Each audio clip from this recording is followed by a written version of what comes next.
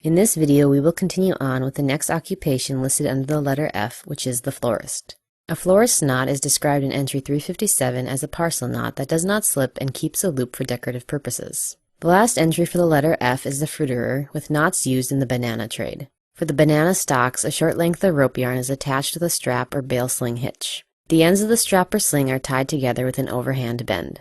A lanyard or rope yarn is tied to a hook hanging from the storage room ceiling with 2 half hitches.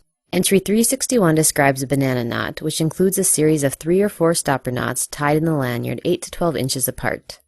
The usual knot consists of a single overhand knot with a half hitch. For the banana hitch, when one moves a bunch of bananas off their shoulder, they reeve one of the lanyard loops through the loop at the end of the stalk, allowing the loop to close over one of the banana knots. The one listing for the letter G is the gardener. The espalier knot draws a plant and its support together. A ring or bale sling hitch is placed around both the branch or stem and the support. A double half knot is then added and pulled up to give the proper tension.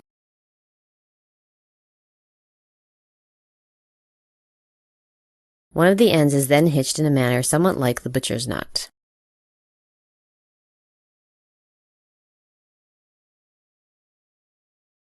For mending a garden hose when you lack wire couplings, Ashley says to take a stout piece of fish line and tie a constrictor knot around the hose and secure the ends to 2 sticks. These sticks are then pulled on to tighten the knot. The crossing knot can be used to stake off newly seeded areas of grass.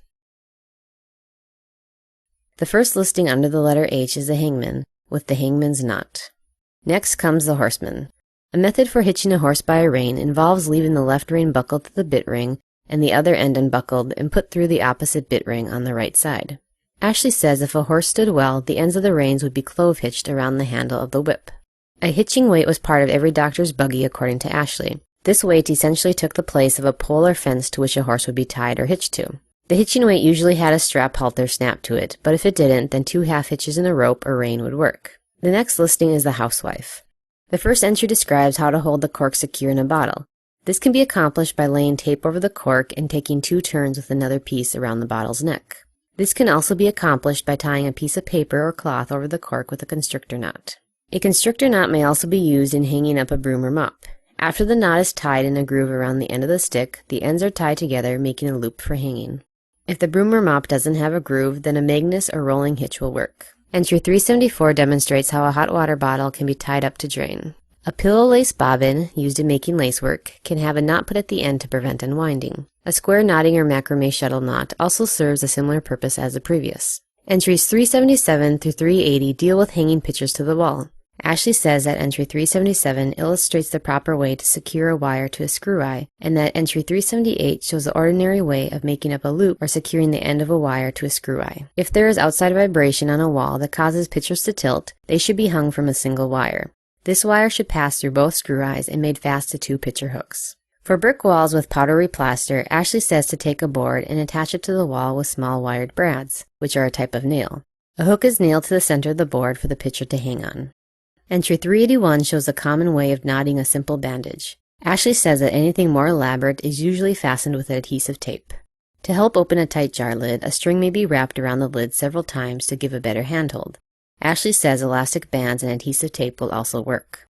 Moving on to the J's, the next listing is a jeweler, with the first entry being a method of stringing pearls that Ashley was given by an individual at Tiffany & Company. This method uses the pearl knot, which is tied with 2 to 4 strands of silk after each pearl, each 5 or as many as desired. The knot is tied by pulling the pearls through the loop instead of the free end of the silk. If the pearl has a hole too large for a single knot, then a larger knot is made by knotting only 2 strands of the 3. For entry 384, Ashley describes a pin in the shape of an insect made of knotted human hair. The pattern for this was found in the jeweler's book of patterns and hair work.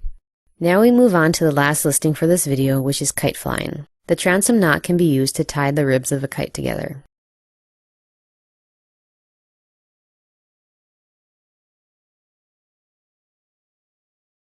For a kite tail, a cord or rope may be used that has double loops added. A series of fire escape knots are made and then loops are stuck in each knot.